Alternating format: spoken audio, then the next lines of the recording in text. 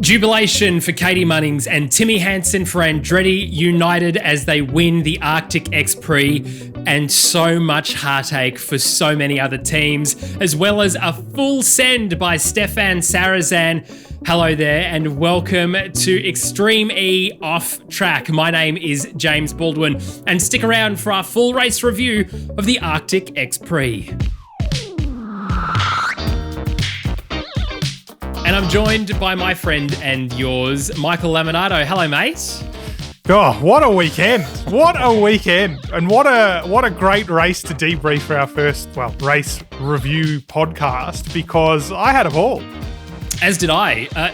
Literally the roller coaster of emotions between being wowed by Johan Kristoffersen's ability to take off effectively in the Odyssey 21, and then simultaneously heartbroken at events like Carla Duke losing back of his car completely and having, unfortunately, a terrible weekend in the heartache.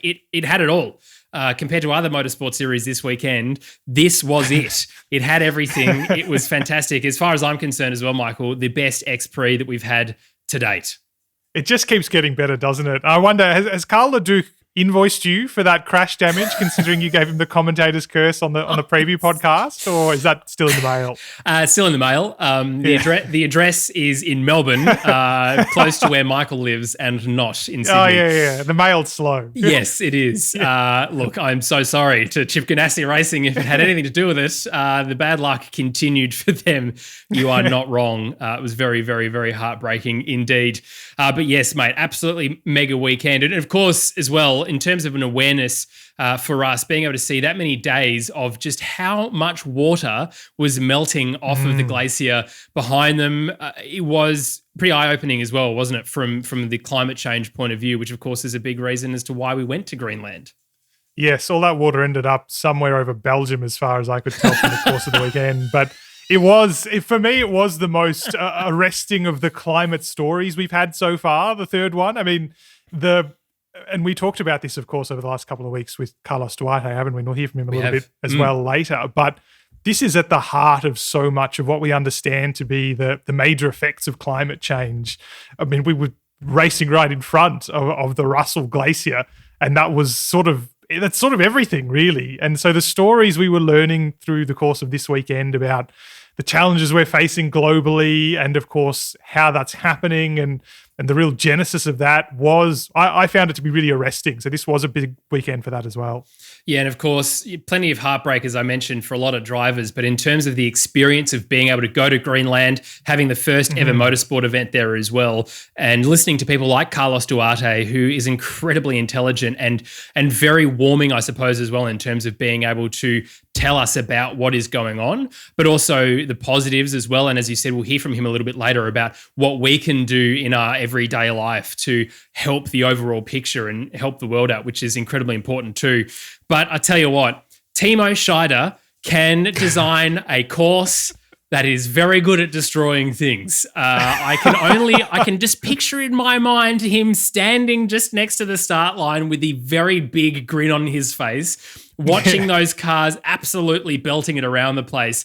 And some of the photos as well. A massive shout out to the media team that was there in terms of the camera crews and the stills photographers and all of them. They did an incredible job of capturing some amazing moments for the entire time. But yes, as I said, Michael, in terms of a course that had a good opportunity to destroy cars, this was it. Yes, Timo Scheider and Tamara Molinaro. The Joker drivers were having an absolute joke with the drivers this weekend, I think, weren't they? Because you could not have imagined a more difficult terrain, physically demanding terrain, obviously on the cars, extremely demanding. The idea of the rock garden, I'd have loved to have been there when they came up with that, because that was the centerpiece, I think, of this weekend, as well as some of those visually spectacular backdrops they managed to work into the course as well. Really was a prototypical Extreme E course, I suppose you could call it. And I mean, as I said in last week's podcast, the terrains are such a big part of this. My favorite part is seeing how they are bringing different terrains to each X-Prix and then the challenges that they present. I think this was the most difficult one, absolutely. The most interesting one so far. Certainly the one that took the most damage on all of the cars, I think. maybe they'll tone it down for the next race. But I've heard that Sardinia, I mean, anyone who's been to Sardinia knows that terrain is difficult. So I think we could step up again from here, weirdly.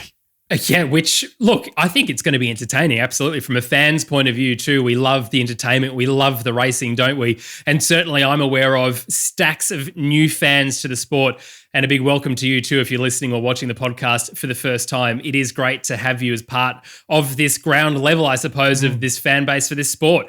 Really, really fantastic. Well, let's talk, Michael, a little bit about the qualifyings and the practices, of course. And we have to start, don't we, with potentially another little bit of a commentator's curse with Molly Taylor having a foot. Well, look, she's good. She's used to, like we are, of course, recording this podcast upside down, used to being upside down.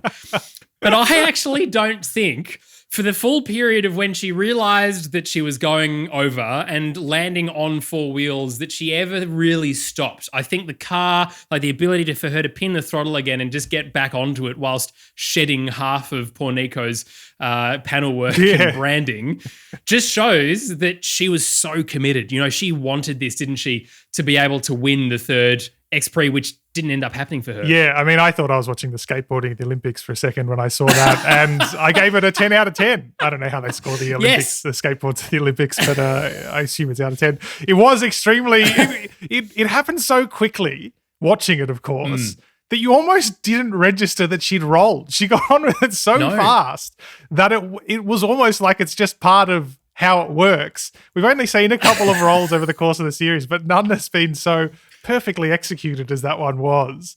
And I mean, that was a very rough run for RXR overall, wasn't it? We had 3 power stoppages on Q1 for them. And then, of course, Molly rolled the car, kept it going, managed to bring it back, which meant that the car was intact. Everything kind of could work despite all of that. Put them on the back foot, but their rebound in Q2 and, of course, for the rest of the weekend was really, really strong.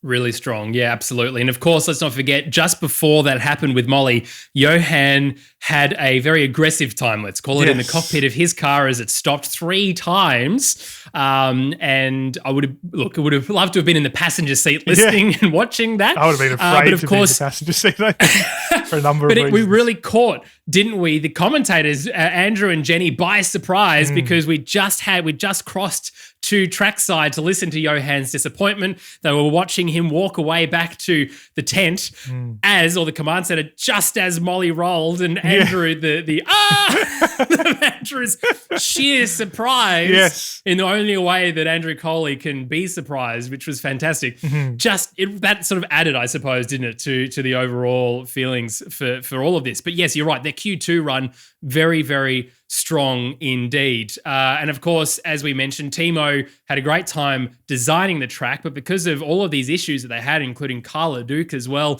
he had to make an adjustment, didn't he, overnight. They had to go out and they walked to the track. Everyone walked to the track again, that first section, to try and get away from that point where it was sand, admittedly, but just too rough, clearly, for the Odyssey 21s to cope with. And I mean, we're here for the racing, aren't we? At that point, we wanted to make sure that the cars could go side by side. Yeah, and it did end up producing a great race. I mean, we obviously couldn't side by side them because they changed it for race day, but it was nice and open. It was pretty firm. It meant that we actually got quite a few changes of positions on that part of the track alone, and there was a lot of jousting for position heading into the hairpin towards the end. We saw some positions made and lost there as well. So the change was absolutely great. Meant the cars survived a little bit longer as well.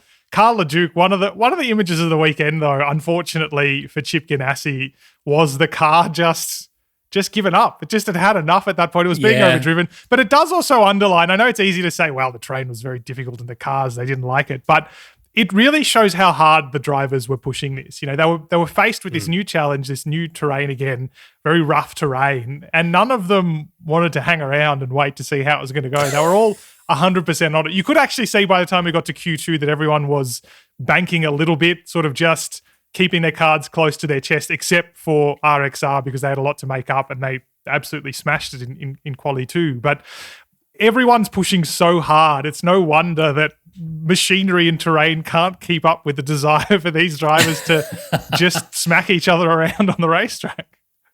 Yeah, absolutely. And of course, as a result of all of these things now, there's been a bit of a shakeup, hasn't there, in terms of the championship standings. And one important thing to note is we are going to get 5 races this year. Of course, as you say, Sardinia in the end of October, but for between the 10th and the 12th of December, there is a TBC track. So I can only assume it's one of the Formula One TBC tracks. It's a very well-known TBC track. One of the great countries is TBC. It's TBC, absolutely. The best track name in the world. But of course, that means we have 5 races. So they know that they had to, this is very important. This is a decisive race for them. And of course, now Rosberg X Racing is only leading really their main rivals in X44 by 9 points. And of course, with Katie Munnings and Timmy Hansen in Andretti United really chomping at the heels, aren't they, to close that gap? Well, this is the thing. This is what we were saying in the preview podcast, weren't we? Is that we're past halfway now. We passed halfway after one lap in the final. And it's all business now. There's no more time to adjust or get used to the cars or to get used to the series. It's 100% how far you're willing to push yourself and how far you're willing to push the car, how much you're willing to risk in a potentially unknown situation. And I mean, look how quickly it has changed for RXR. There's so much unknown in this series. It seemed like they had a commanding lead after Q2. You'd think that they were on form to probably stretch that lead. Yet here we are, very close in the top 3, still wide open for the championship. We know we've got 2 more rounds now. We don't know where the last one is going to be. So every moment you're on the track counts a whole lot between now and December. Yes, absolutely.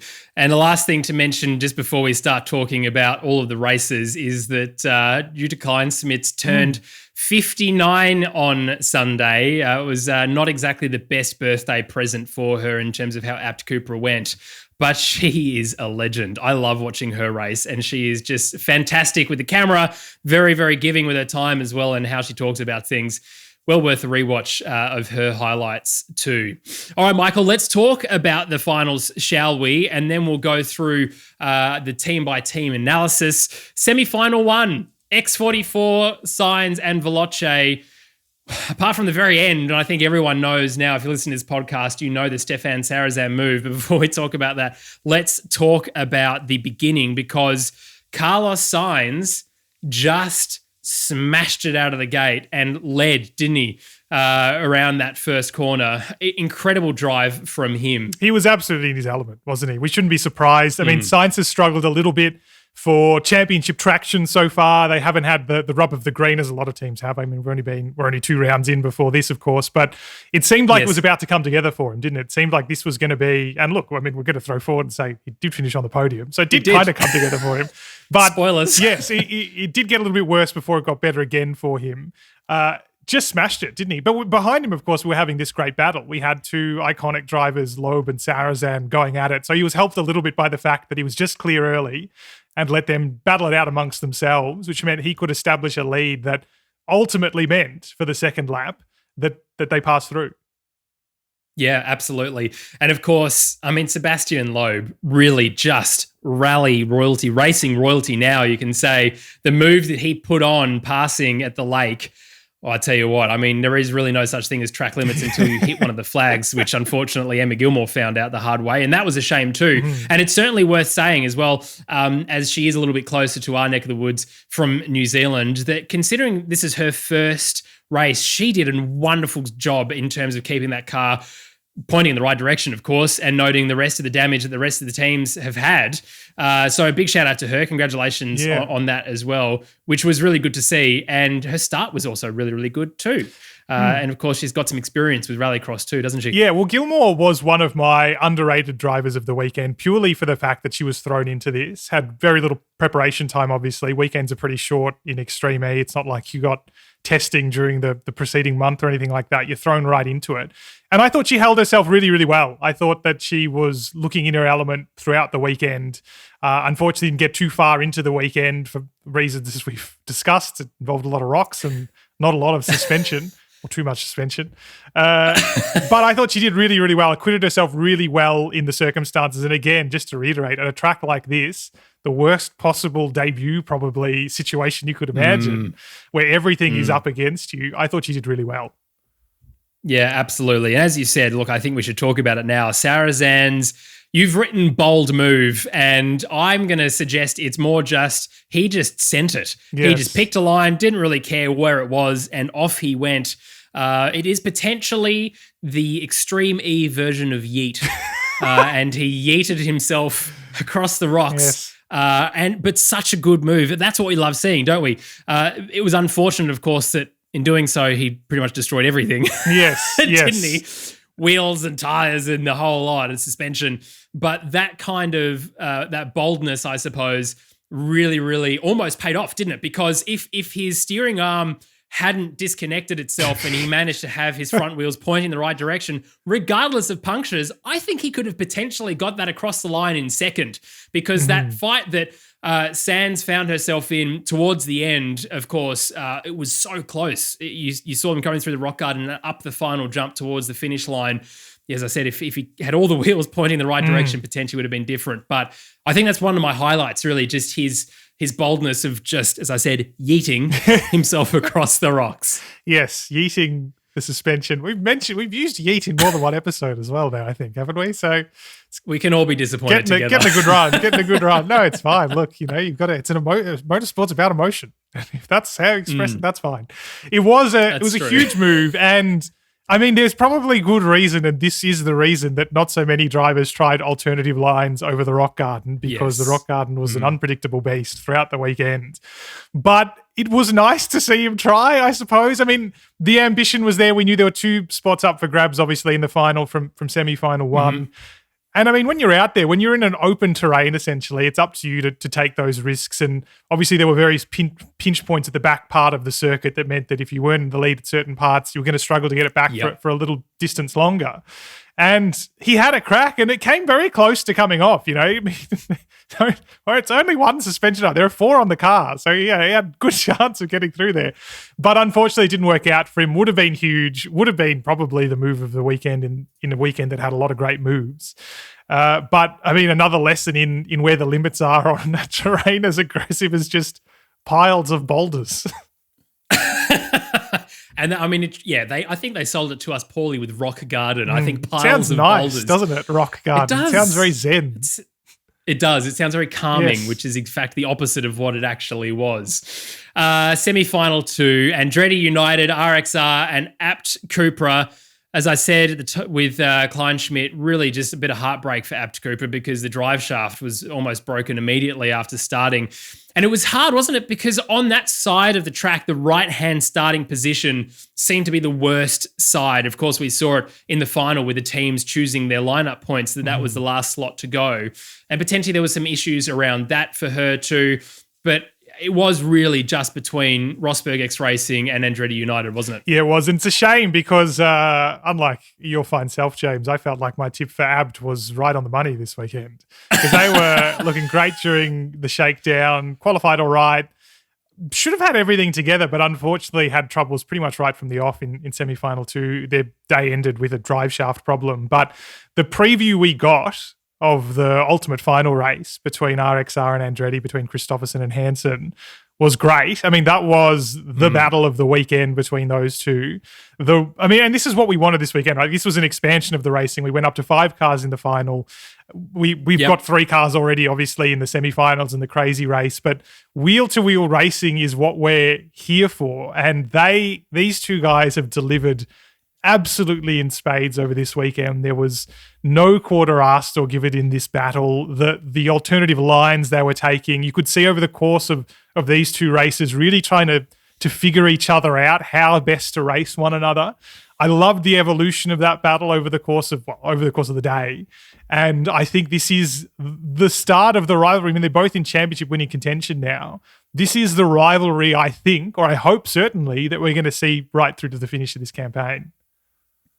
Yeah, absolutely. And of course, Christopherson, I mean, these guys are coming out of Rallycross. They're almost extending the championship fight that they currently have in a different series into this series, which is fantastic. But of course, pushing really hard. And Johan taking down a flag, 10-second penalty for him in that too, which meant that their sort of comeback, I suppose, was even better again, considering the drive that happened with Molly, of course, and Katie too. But One thing to mention, especially, is, and I think Katie mentioned this after the final, is that she's been really leaning in to advice from Timmy Hansen, and to me, it showed this weekend because Molly has been really the dominant force, really, hasn't she? In that side of the garage, and Katie had took it to her in that respect. It was really, really good to see. She didn't need to make a pass on her to make this a success, I suppose, to get into the final, but she did it anyway because that's what you do, and would have felt fantastic for her to do that. But again, sad for Abt Cupra. I assume your apologies in the mail on the way to them too. We maybe won't predict anything again. I'm not teams. responsible for drive shafts. We're responsible for suspension, chassis integrity, but not drive shafts on this show. That's very convenient. Very convenient. Yes. Should have read the fine print, mate. Oh, what's a fine print? Let's talk about the crazy race. JBXE, of course, Jenson Button was on the ground there, and never have I seen his face more emotive and probably freezing. I was going to say, I mean, he looked nervous in some parts of this, and I don't think I've ever seen him look so tense. No. Well, of course, he after taking that team manager, I suppose, role as well as the team owner, he probably isn't feeling that great about not driving the car until he realizes who's driving the car for him in his replacement, who is obviously better in this environment and incredibly quick. As I said before, the Hansen household must be very proud of both of these guys. But I tell you what, he went from being very nervous to very elated, and a Jenson Button smile you can see from a mile off, can't you? Yes. Well, I mean, to survive what was fundamentally a demolition derby of a race, the crazy race, only one car really got to the finish, and it was JBXE. And good on them, because obviously that converted to a podium later. So it wasn't as if they just scraped through the entire weekend. They managed to get there and made the most of it. But unfortunately, this was also the race in which Chip Ganassi's weekend it finished. What else can you say? It ended here, I think, thankfully, relievedly for them, unfortunately. Broken suspension for them. We also had Excite have the power stoppages that we've seen this terrain generate through the jumps, which meant that, yes, JBXE could... I know they noted this in commentary as well, but you don't want to celebrate the misfortune of other teams. But, they did have to get the job done at the end of the day. On a weekend when it was easy to damage your own car by being too ambitious at the wrong points, and there was no lack of enthusiasm among the drivers, it's got to be said this weekend. They judged this perfectly to make sure they get through with a car that worked and compete in the final, and they got the points out at the end of it. And you said, of course, not celebrating other teams' misfortune, but that didn't stop Ollie Bennett when it turned out that Chip Ganassi was out. With the 10-second penalty that JBXE was carrying as well, or 30-second penalty, wasn't it? Really, it was huge penalty time that they were carrying through, that Excite Energy found themselves with the ability to have some good luck finally in this series and push themselves forward. And to see that moment when Kevin Hansen came up and slingshotted around, I thought he just absolutely centered and managed to find this grip level on the outside coming down towards the final jump in the riverbed where the rock garden was. Boulder Yard, let's just call it from now. That it was really disappointing for them. But Ollie said, so we could see it in his face in the command center, that he was excited that this is an opportunity for him to go forward. And as you say, these power failures, it's really not nothing to do with the drivers necessarily. There'll be a bump or something that dislodges something, but.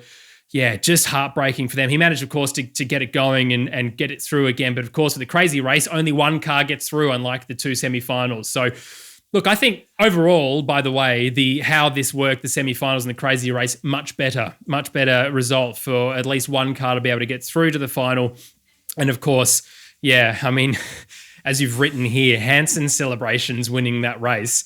Hello, yes, I'd like to talk to Marvel about casting a new Hulk for the next movie, because he was just flexing and shouting, and it was really good to watch, wasn't it? Absolutely up and about. And you can tell why. I mean, JBXE's had a pretty rubbish weekend last time out at the Ocean X-Prix, 8th and 9th. 8th in quali, 9th in the ultimate event. So they showed more potential in the first round. They were on the podium in the first round as well. So it felt like, a bit of a homecoming in terms of results for them that was not owed to them necessarily in an entitled way, but that it was there for the taking. And they needed a little bit of luck to get there. But I think in this series, when you've only got 5 races, luck's going to come and go to you. I mean, it's going to go from Chip Ganassi, but it's going to come to the other teams occasionally. Unfortunately, that's the way it seems like it's going to work. Or either that, or they're going to have a great couple of weekends. They're going to dominate. So it was good to see that emotion, I think, come back to them, and they're in this title hunt as well, a little bit further off, but they're absolutely in with a shot now. And Michaela, incredibly fast driver as well, and you can see the team pairing is just on point. I think Michaela and Kevin working exceptionally well together, and of course performing well for the boss when he was there. So that's always ideal, isn't it? Absolutely. All right, let's talk about the final then, shall we, Michael? Of course, Andretti United, JBXE signs X44 and RXR. I mean, you wouldn't want more cars on track than 5. I think 5 was a good number. 4, we probably could have said, maybe another one, but absolutely, in terms of lining these up, you thought, well, the middle section is going to be interesting, that's for sure, and the Baldy Yard too. But of course, it was a fantastic event to watch. Talk us through what you thought of the start. It was just, I mean, from the start, and the first sector in particular, I think illustrated this, that 5 was the right number because the dynamics of the race we've seen over the first 2 rounds as well is that you'll often have a car that'll drop back a bit. They might come back towards the second lap. But with only 3 cars, you lose a bit of tension that way. With 5 cars, there was always a dynamic between multiple drivers. And you would see, I mean, the start, we had pretty much 4 cars going around the hairpin at the end of that revised first sector, which was enormous. And to see the different lines they were taking, because they all knew they had to jostle for supremacy through the one at a time section, essentially down to the lake and then out of the lake as well. It showed there was a lot of desperation there. But with 5 cars, I felt like it was pretty much the perfect number. I'm really glad we've arrived at this change because it meant that throughout the 2 laps, there was always something to watch. There was always some competition happening. There's always a risk when there are 3 that you might end up with someone breaking away and no one being able to catch them or falling off the back. We got a really great spectacle as a result. Started off really well. Started off with the duel we've been expecting for quite a while as well. And that kind of, ended up in a duel that almost delivered, as we were talking about in the semifinals between RXR and Andretti perfectly. But of course, we saw some reliability problems in this race as well, didn't we? Yeah, we did. Absolutely. Which was sad too, as we said, this is coming to the end of it. But really, X44, when that first corner, as you've said, or you've written here, I should say, Munnings, Loeb, Taylor, I mean, the use of hyperdrive too is really important and something that I wanted to bring up earlier. But where they deployed it on the track, I think made a huge difference. I kind of agree with Andrew Coley a lot, and we saw in the first semifinal that they all used it really racing towards the first flag. But I would really have thought the back end of the track going towards the hairpin, where that extra 4 seconds of boost makes the biggest difference, especially if you can get into a draft of somebody too. And we saw, of course, Emma Gilmore try that as well. And the difference that it made, of course, whilst these cars aren't aerodynamically amazing like other series, a draft still makes a lot of difference. But with Taylor using it so early, I was almost shouting at the screen going, come on, Bob, why did you use it now? I should have led it to later. But it's interesting, tactical, isn't it? Wasn't it? Yeah, absolutely. Yeah, because there are 2 different ways of looking at the use of hyperdrive at this course in particular. There was, as seemed to be preferred amongst most drivers, using it early because in the event that it would get you ahead during that one at a time section down to the lake, good opportunity to gap your competition. Alternatively, the time to be made up at the end of the course was really interesting, and something was worth mentioning here was the battle between Munnings and Taylor in the final, I think it was as well. So much time to make up on the brakes, for example. So positioning running into the switch zone was really crucial. We saw positions change in the switch zone simply because of the momentum you carried in. And then, of course, the timing of your switch when you were in there. But the advantage of using it late, a little bit underrated perhaps, wasn't only the slipstream advantage, as you said, but just giving you that momentum into the second half of the race. It'd be interesting to see how this evolves. Obviously, it's course dependent, but if we get a similar situation at a future track, how the thinking evolves around using hyperdrive, particularly with another race with 5 cars, obviously there's the first with 5, if that influences thinking as well. Yeah, absolutely. You're not wrong. Look, heartbreak, wasn't it, for Sebastian Loeb, who gapped the rest of the field, didn't he? Incredible performance, incredible drive. And then, of course, to hear the words puncture as he threw the door open, to be able to do that. But I think it all in all took him 1 minute and 25 seconds to come in, change drivers and replace a right rear wheel. Incredible. I mean, he's obviously used to it from a rally point of view, but if you think back to earlier in the event that we've had tires just stuck to the car, couldn't remove it at all because of the bent rims and everything else. That kind of pressure, he handled it so well, and just sad, of course, although the Gutierrez tried to send it, of course, across the line to be able to. It was outside the marker, but still, she was like, "Oh no, I'm just going to go for it." Sad to see, but of course, it shows just how much pace you can have, but also the jeopardy of this series and the jeopardy of tracks like this. That the Boulder Yard and when to use hyperdrive and everything else, all of it ties into anything can happen at any point. And you need to be there to be able to pick up the scraps when something goes like this. And of course, Carlos Sainz and Lea Sands ended up doing that, didn't they? Yeah, and you got a feel for X44, don't you? Because third weekend in a row they've topped qualifying, yet to convert that to a victory of the weekend. Didn't even make it onto the podium. They've only got one podium finish for a race despite that qualifying form. And like you said, Lowe built up quite the lead at the end of the first lap, was looking very good. Everything looked under control. To emerge still, I think it was only 18 seconds from the switchover despite changing the tyre, illustrates how much advantage he had heading into that. Just dreadful luck. Again, everything turned on this weekend. There were so many turning points in this weekend, not only in the final, but the weekend overall. Just small decisions, ultimately. You could trace that back to some tiny decision earlier in the lap. Just poor luck, and there's nothing you can do about it. And again, in the 5-race series, it's painful. It's hard for these guys to take. I mean, we saw already, we gave away the White Hot Rage Award to Christopherson early because he knows how valuable these moments or damaging these moments can be. And unfortunately for X44, what looked like a nailed-on maiden victory for the series, when absolutely begging, tried hard towards the finish, couldn't get it onto the podium in the end. And just rotten luck for them.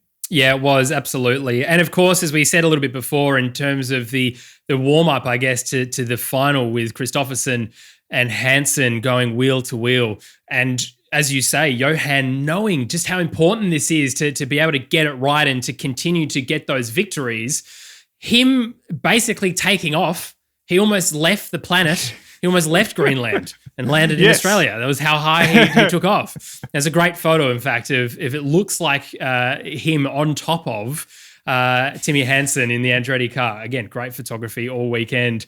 But that level of sending it, which then caused the issue, there has to be that level. It's such a fine line, isn't there? That tightrope between whether you just full send or you try and make a little bit of time up. Because, of course, knowing that, I mean, Christopherson could have easily gotten second for Rosberg X Racing and had that bigger points advantage over X44 going into Sardinia. But heartbreak again for them. It wasn't a great weekend for Rosberg X Racing, but we will talk about them in a little bit. And of course, the final point, as I mentioned, Gutierrez just sending it across the line anyway. It was a 0.4 second gap, even though she probably ended up with a 10-second penalty for missing one of the gates. But you love to see it, don't you? You love to see it.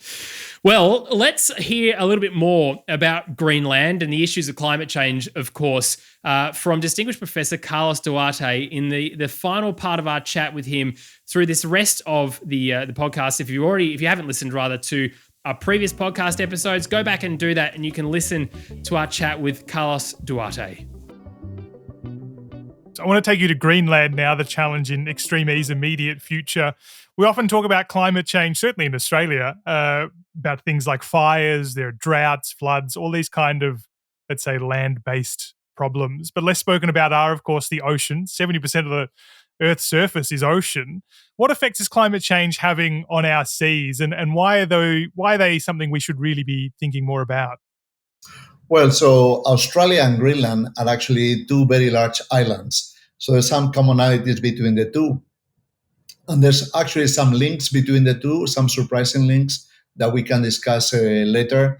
But in terms of climate change for island territories, even if they are very large islands, then obviously the shoreline, the coastal areas are very, very important for Greenland and Australia. And therefore, sea level rise is a main element of consideration. And it plays very differently in Greenland compared to Australia, because Australia has a very shallow relief and is actually under a threat from sea level rise in terms of flooding to major cities like Melbourne, Sydney, and most of the big metropolis in Australia are actually located in very low-lying grounds, like even Brisbane, and they are actually very vulnerable to sea level rise. In contrast, Greenland is a very abrupt island with a very abrupt terrain. So sea level rise is not really a main challenge for Greenlanders, but it actually is sourced and rooted in Greenland because Greenland has a large ice cap that occupies about 70% of the island. And that ice cap is about 1 kilometer thick at places and almost 1 million years old at places. In overall, it's about 100,000 year old, but it contains enough ice to raise the sea level globally by 7 meters if all that ice was to be melted. And in fact, the bad news is that we've already destabilized through pumping excess greenhouse gases in the atmosphere. We've already stabilized the ice sheet in Greenland. So the ice sheet is starting to melt, is contributing more and more fresh water to the ocean. And by now, about 1/3 of current sea level is actually fed by water that is melted from the Greenland ice cap. So that is a lever of change that affects us all because regardless of where you are in latitude or hemisphere, sea level rises reaches us all across the world. So that is a very important element why Greenland is an important and special place.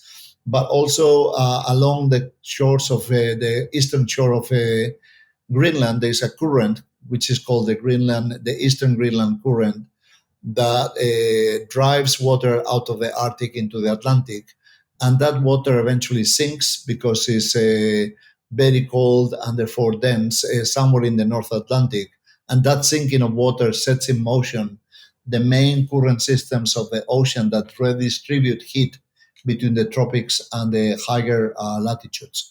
So we're seeing that with the high delivery of fresh water to the Arctic from the Greenland ice sheet, but also from rivers in Siberia and other places, the Arctic is becoming fresher.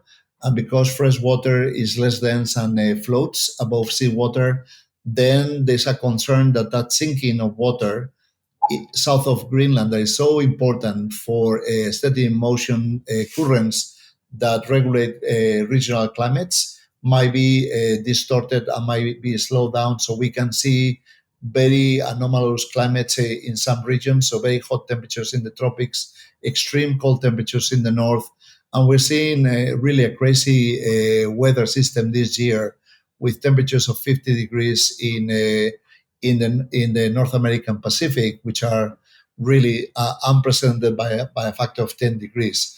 So this role of Greenland as a global regulator of climate and sea level rise makes Greenland an ideal place to go for extremely and raise awareness about the importance of that little island, which has only about 55,000 people, and yet it plays a very significant role in controlling the global climate and the global dynamics of the oceans.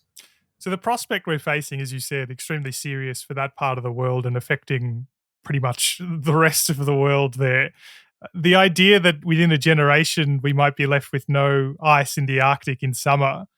Are we talking about reversing this trend, or are we really just battling to stop it from getting worse? Well, I think we can really stop the rates of change or slow down the rates of change in many elements of climate change, and we can achieve a maximum of greenhouse gases in the atmosphere that will be compatible with climate systems that will not lead to catastrophes.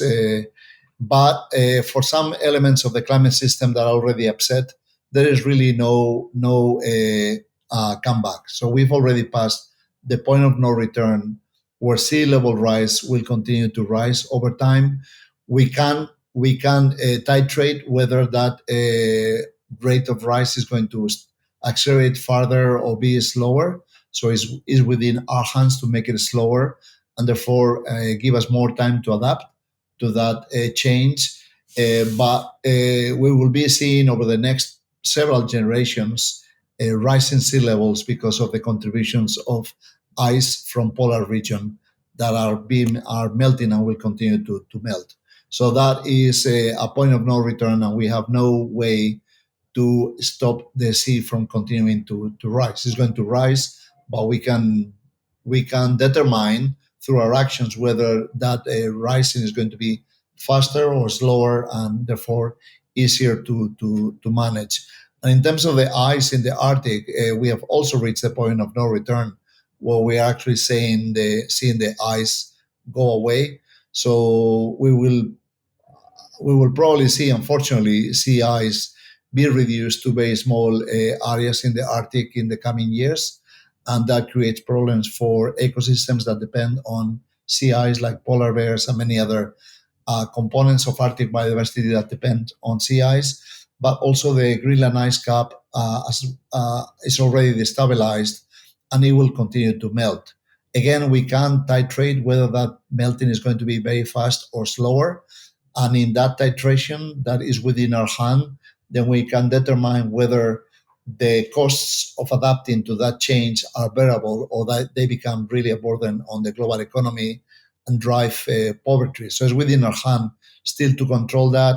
But whereas we can contain the rise in global temperatures, we can no longer contain the rising of sea levels or the loss of ice. Carlos, is there anything that we can do at home today that's going to make a real long-term difference?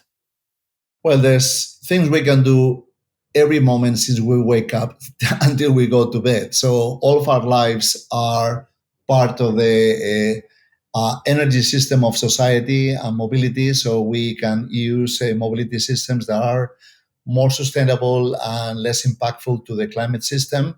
So electrification is an important pathway for us to divert away from continuing to emit loads of greenhouse gases. And it's actually healthy for us, because imagine a big metropolis in Australia or elsewhere that is now free of fumes from exhaust tubes from buses and cars and so on. And it's also free of noise, or relatively free of noise. In fact, the electric cars are so silent that often you need to embed a noise so that pedestrians are aware that cars are coming.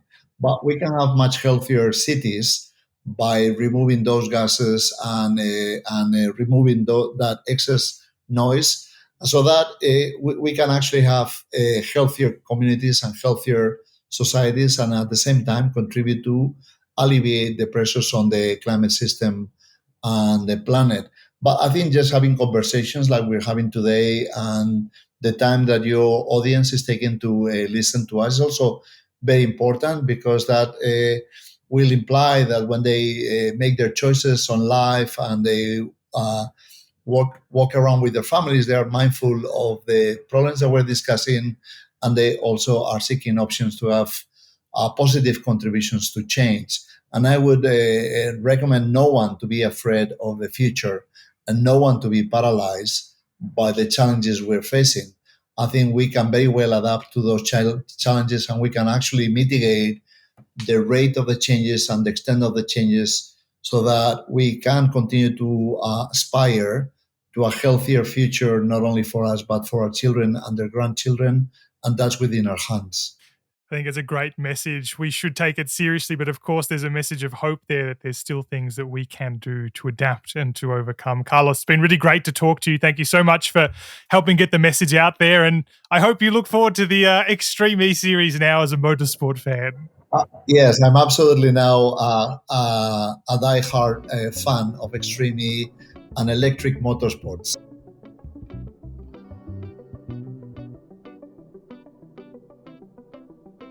That was the final part of our chat with distinguished Professor Carlos Duarte. You may have seen him over the course of the weekend in the coverage on the ground in Greenland, talking about how it really is at the heart of the climate change challenge. And we'll have more, of course, different aspects of the scientific element of this series, the climate change element of this series. It is really at the heart of X-Treme E over the course of subsequent episodes of Off Track. But let's get back to the action in the Arctic X-Prix in Greenland. And let's go through this team by team, I think, give everyone their time in the sun. I want to let you start with this one, though, James. Chip Ganassi Racing. It's all your fault, though, really, isn't it? It is. You're not wrong. This weekend started well for them, didn't it? It looked like they were going to have a much improved weekend. It's all about luck, really. The only reason they've had poor weekends is bad luck. Looked like their luck was set to turn. And unfortunately, it absolutely did the opposite. It did a full 360 and went back in the bad luck direction, and here we are again. There was this really great quote that they played in as part of the package from Kyle at the very beginning of the Extreme E series. And he says, the only footprint we're going to leave is at the top step of the podium. And, unfortunate. Well, maybe not at this point. Maybe it's Sardinia. He might have walked over the podium. He did a little bit. I do apologize if the commentators curse. And look, I don't view myself as a commentator, so I didn't believe this would be the case. But of course, Andrew Coley and Jenny Gow feel free to blame me because I'll take it, because I feel for them. Really, I do. They haven't had any good luck at all. And of course, as we said in our pre-race preview, I should say, Michael, his ability in the Ocean X-Prix was phenomenal. Just no doubt his speed and the way that he, as he says, chucks a truck around is almost second to none, of course, for that team. But yeah, Sarah Price too, incredibly sad for her. And just to see the image of her sitting in the car still as the next two drivers drove past her on the track was heartbreaking. But as lots of people have said over the weekend, they're very, very quick. They have had only bad luck, and they deserve no commentator's curse next time. So I'm going to say they're going to be absolutely rubbish in Sardinia. Yeah, I mean, just to underline, they were third in Q1. So the speed was there.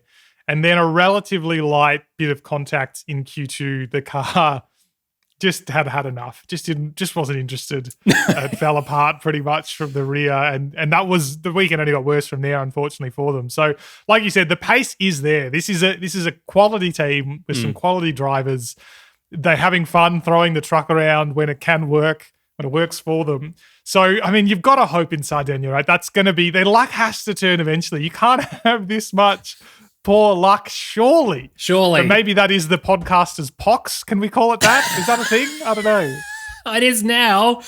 Yeah. Yes, as I said, there'll be rubbish in Sardinia. Rubbish, absolute Write rubbish. it down. Please, I'll post it to them as well, along with my apology. Absolutely. Excite Energy Racing. Now, Christine GZ and Oliver Bennett, this was their opportunity. As I said a little bit earlier, they had really, again, rotten luck for this series. It's almost unfortunate. And I really want to shout out to this team as well, because they are part of the legacy program. Excite Energy has gone and put in solar panels in the local school in Greenland. And I note, by the way, that you and I both haven't had an attempt yet to say where we were in Greenland. I'm happy for you to have that first crack. But the local school where we were... Is it? Yeah, okay. They're switching off the diesel generator. Kangaloosak? Kangaloosak! Yeah. 10 points for skateboarding and for pronunciation. Yeah, you can't correct me and I can't correct you. So let's just go it's with gonna be fine. Absolutely. But yeah, just in terms of a separate legacy project, I suppose, in conjunction with, of course, the UNHCR's knowledge, I suppose, sharing that in education with the young people of Greenland to educate them better about what's going on in their country, but to then go above and beyond that in installing those solar panels, ensuring they don't rely on diesel generator. Just great. And that's why another reason why I love this series so much is it is heartbreak for them in terms of on-track performance. Well, not even performance, but just what happened to them. But off-track, conveniently, off-track, that's a good name for a podcast. It was really amazing for them. And so they're going to have experiences, in the paddock and outside the paddock, going around and learning and doing things like this, where it sort of hopefully will, overtake the negative feelings that they'll have of what happened to them in the weekend. Hopefully. And I mean, this is what this series is about at heart. We know it's about the action to change, but it is leading by example. It's easy for motorsport or sport in general to think it's enough to just draw attention to it. And drawing attention to the problem is, of course, a big part of this sport. But there's so much practical action behind it. It's not content to just turn up to Greenland and say, oh, the glacier's looking a bit dodgy these days, isn't it? They go and they implement programs. There's education programs. There's even the action they're doing with transport via the St. Helena is there's research on the boat, and also the way the boat operates is kind of cutting edge stuff. So the action that's behind it, I mean, the legacy programs we've talked about, we've got a science committee that's really delving deep into these kind of issues. That's all really important. So it was great to see Excite off their own back as well to delve into that really local issue, a hyper local issue, but everything starts local at the end of the day, doesn't it? So setting an example in that regard was terrific to see.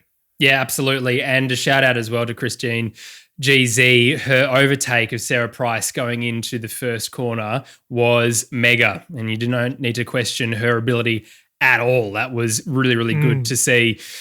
Abt Cupra, would you like to talk about Abt Cupra this time? Commentators curse Michael. Podcast so Pox. They started off the podcast Pox. They looked great all weekend. I mean, this was the team that should have won the race. Come on, guys. Second fastest in Q1. They had a double puncture. I mean, who gets two punctures in the back of the car? It's just not fair. No, you're right. They couldn't get one of the wheels off for a change. So that essentially cooked them in Q2. They were forced into retirement. And the weekend didn't really recover from there. Unfortunately for them, they just didn't. I mean, some of this is about momentum, I suppose, isn't it? If you rock up on finals day and you're having a bit of rotten luck as well, it's really difficult to recover sometimes. So really unfortunate for that for them in that regard. And in the end, couldn't even make it to the finish. It was a drive shaft problem for them. As I said, that's not my responsibility. Don't even know what a drive shaft looks like. So it's someone else's problem. But I mean, this weekend went from a really great high, from the possibility of this being a winning weekend to, unfortunately, one of the many lows, one of the many reliability lows we saw this weekend. And I love the livery of Abt Cupra, can I just say? And it really, it's lovely. It almost blended in quite nicely with the backdrop as well. But yeah, no good. How dare you, Michael, podcast Pox them. They deserve better than that, absolutely. And again, they did deserve better than that. happy birthday, Utah. I'm sorry for Michael. That's all I can say.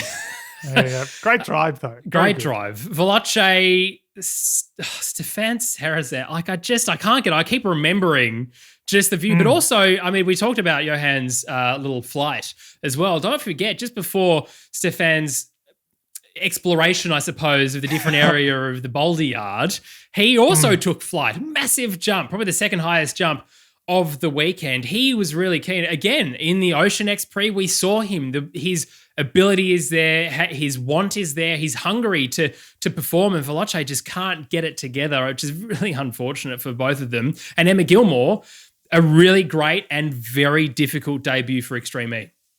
I was sure that Sarazan's jump was going to end badly, and he nailed it. And then, the boulders undid him, obviously. But up until then, it was great control, wonderful stuff. Yes, we've mentioned that he was absolutely determined, wasn't he? That there was still potential for them. They're a little bit off the pack now, unfortunately, after this weekend. Emma Gilmore, we've mentioned, terrific stand-in performance for Jamie Chadwick. Considering, again, she was thrown into this with very little preparation, really stood her ground well. And that counts for more and more now as well, because in the third weekend in, most of these drivers have had a lot of seat time. They've had a lot of experience in this car. They know how it works, its sort of intricacies and its behaviors. She had to rock up and deal with that. And, the consistency of the driver lineup, as we said last week, is going to count for more and more. So there was a lot on her shoulders this weekend to try and lift the bar on herself, I suppose. I thought she did really well. I mean, she did pick up a penalty early on, but it wasn't ultimately crucial. That was made up for, but unfortunately it was technical problems that cost them in the end. So a shame we couldn't see her a little bit deeper into the weekend, but I think a good weekend nonetheless. And absolutely, you're right. And she was very happy to be there. You could tell that she just was soaking it all in. And again, Greenland, as we heard time and time again, is incredibly beautiful. So again, not a great performance on track, but in terms of the overall being there, fantastic for her to experience that. Rosberg X Racing, Johann and Molly, look, just did not have a good weekend, really, in terms of consistency. They were up and down like a roller coaster. And Johann's white rage, as you said, followed by, can we call it a takeoff yeet in terms of taking up? Let's do that. Takeoff yeet. You can attach yeet to anything you like. Full yeeted up to yeet. Anyway, full yeeted up into the sky, as I said. on top of basically the Andretti United car. But both Molly and Johan incredibly good. I still think probably the strongest driver pairing on the grid in terms of their guts and their willingness to put it into places. We saw other team members just being a little bit careful, especially coming into the boulder yard and certain areas in the middle section as well, coming into the lake of where to find the grip and going a little bit easier. And drivers like Johan and Molly who were just like, nah, we are here, we're doing it. And, maybe the bad luck for them was the fact that their fearless leader wasn't on the ground with them. Quite possibly. I mean, I'm inspired when I see Nico Rosberg, so I guess be. if you don't see him, of course you would be. But I mean, for me, their weekend really was summed up by Q2. Q1, obviously, we talked about Molly had a roll, 3 power stoppages essentially left them at the back. They were advantaged a little bit by a lot of the other drivers, I think, taking it easy because we saw so many random elements over the course of Q1. But they pulled out all stops and they were right there. When they are on it, they are absolutely on it. This is, as you said, probably the strongest driver lineup, or on average, let's say. I think they're probably the most solid driver lineup. And then, of course, I mean, Kristofferson offered us some of the race highlights in his battle with Hansen over the course of all of Sunday, really. The quality of that racing is everything you wanted to see in this kind of race format, with several races on a Sunday and then a 5-car race on Sunday afternoon. That was everything. Like, that was your Extreme E postcard, was those two guys dueling, trading paint, probably trading body part panels at one point as well, but how much they were touching. Yeah. And so unfortunate that it ended with a technical problem over that jump. A perfect jump, by the way, from Kristofferson. How unfair that the mechanical gods would say, you can't have that jump, because it was high, obviously, but it was so low. It was just perfectly balanced. It should have worked. He deserved to pull it off. But unfortunately, I mean, that ended the entire race from him. Couldn't recover in that race after the car switched itself off. It said, you can't have a jump that good. No, you can't. And we were deprived of the battle subsequently as well. But up until that point, what a joy it was to watch. And that's exactly what Extreme E is meant to be about. Yes, it seems the Odyssey 21 is allergic to yeeting. That is what we can say. Really sad, but also good again. And I even mentioned this on Molly Taylor's post. She's gutted, of course, but it's good to be there. It's good to understand Greenland and the issues. Spend time with Carlos Duarte and his team. There's more going on than just the racing, but of course. They still lead, just very, very, very small lead compared to where they came into this weekend, going into Sardinia. Good for the championship, isn't it? It's actually, great. And, it's a shame for them, but from the championship perspective, it has blown it open. We've now got 3 teams very much in the running, and then you don't know what's going to happen over the course of several weekends. So, in terms of Extreme E overall, it was all right. Yeah, I think you're right. X44, as I said, fantastic drives by both of them. Again, by both Loeb and Gutierrez. But just bad luck, wasn't it, that puncture? But as I said, watching Seb change a wheel, it was almost more exciting. It was almost unfair that he built this gap and then it was deleted whilst coming into the switch zone. Hard to see, but in terms of the jeopardy again, but also the fact that you can only have one team member in the switch zone with you meant that you got to do it. If you're the only other one there he's got the wheel gun and he's on taking the nuts off. I did think to myself, geez, it would be nicer if there was just one big nut for them to be able to put it on or off. But that sort of 5 wheel thing, he's made it work for him. Very, very, very good. But yeah, unfortunate, really. Needs to invest in big nut technology. It's incredible stuff. My heart was sinking when they came in. We heard the word puncture, and then you saw their one team member at the back doing the manual jack, just like reminiscent of the times you'd get a puncture, and when you've just learned to drive, you're on your own, you're sitting there at the back and you're twirling the stupid thing to try and raise it. So you're like, it's a race. What's going on? How can this be what they've got? But that's the way it was working. Still very rapid considering everything was completely manual essentially. But just really dreadful luck because there are a couple of teams, as we've mentioned, that started the weekend strongly and had cause to believe this was going to be their weekend. But I mean, as we mentioned, dominated qualifying throughout the championship as X44. And they were on that solid trajectory this weekend. For it to be undone by a puncture, something as simple as a puncture, changed it so quickly. If there was a puncture race, they'd be dominating. I mean, they would be so quick in the change. But unfortunately, there's no such thing. Maybe a sponsorship opportunity for someone out there, I don't know. But it all just came down to that, unfortunately, for them. A single moment undid the whole weekend. Yeah, and I mean, it's odd, isn't it, if you think about other teams, and you were saying Apt Cupra had the issues that they had, but it seemed they had an air jack, or they just stuck it under the car, pressed the button, or hydraulic jack, or whatever it was, and it just took 3 or 4 seconds rather than watching the poor bloke pumping very vigorously, trying to get the car up on sand. Yeah, anyway, it was... maybe Lewis could invest in a different jack for the next race. Let's just say that. Maybe they're very attached to that jack. I don't know. Clearly. Thanks, Jack. Another fault of someone named Jack. Okay, on a Sainz team, this was good to see. Now we're talking about the podium positions, of course, with Carlos Sainz in P3 and Leia Sands, but Leia struggled, didn't she? It has to be said, with the wheel-to-wheel racing. Of course, she's come from experience in desert racing on 2 wheels, which is hard to do. It's very rare to go from 4 wheels to 2 and be very successful. Of course, we've seen lots of people go the other direction and be a little bit more successful. But when you've got World Rallycross Championship drivers around you and World Rally Championship drivers around you, you're not always going to have that sort of the higher watermark, I suppose, of being confident to be able to put it into places and know that other people aren't going to crash into you, are you? Yeah, and this is the thing. It's going to be interesting to see, take stock at the end of the campaign. But as we mentioned earlier with some of the drivers, Katie Munnings in particular, I think, saying that she was leaning on Timmy Hansen, for example, over the course of the weekend. We've got so many different drivers from different disciplines and different backgrounds. A lot of them have sort of been through similar places, but they've all come from different places.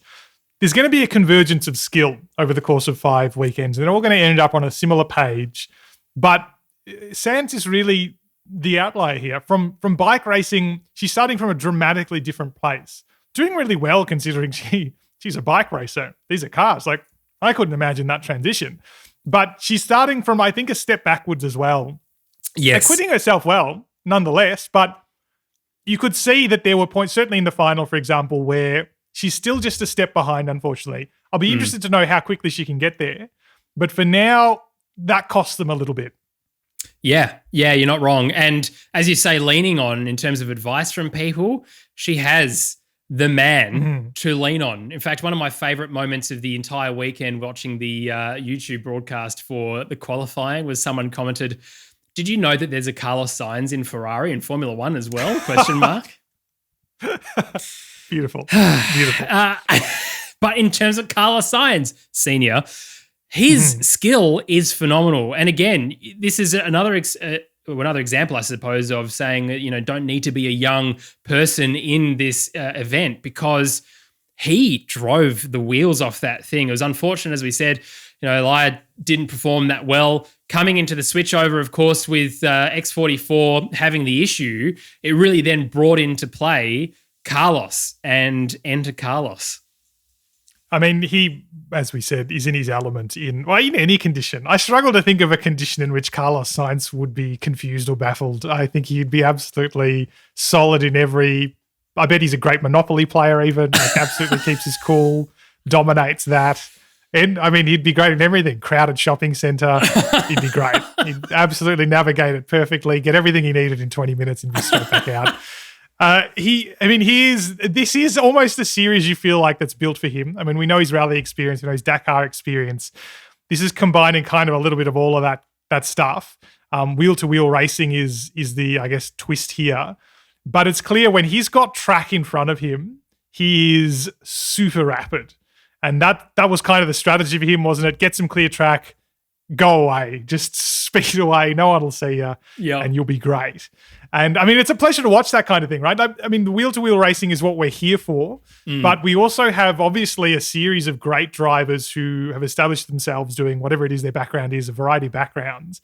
And when you see that expertise have that opportunity to shine, as we saw here, I mean, it's great to watch. You've got to admire that. And as you said, I mean, he's been on the top of his game forever, for decades. Yep. And we're so lucky to have the opportunity to see someone like him perform in this championship. Yeah, and I was very, very pleased to see him on that podium on the third step. I know he would want to be higher, but I think with the trials and tribulations that they've had in the first 2 events for this race, for them to get onto the podium was really good to see. And yeah, he looked very happy. It was nice to see that. JBXE, and talking about happy people, Jensen Button, very, very happy boy, no doubt. Because Kevin and Michaela, as I said, great team pairing, but getting P2 in this. And of course, it was as a result of staying with it. And as you said, having a 5-car final is good because in the first lap you had X44 going at it ahead, and you had Rosberg X Racing alongside the winners eventually of Andretti United. But that JBXE car and Kevin Hansen as well was not letting go. And as we said, you've got to be there to pick up the pieces when something goes wrong. And of course, 2 things went wrong for the cars in front of him, which meant that they could pick up that second place. And Michaela's drive was also flawless as well, wasn't it? Yeah, she was a real standout for me, was Michaela, I think.